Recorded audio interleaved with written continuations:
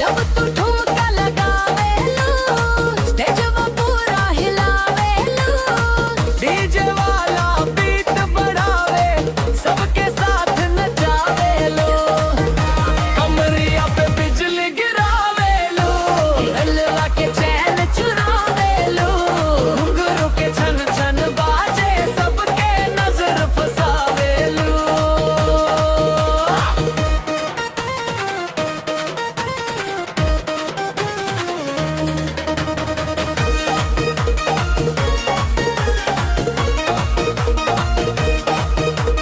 चूड़ी के खन खन पायल के छन छन दिलवा बोले हर पल वन मोर सनम।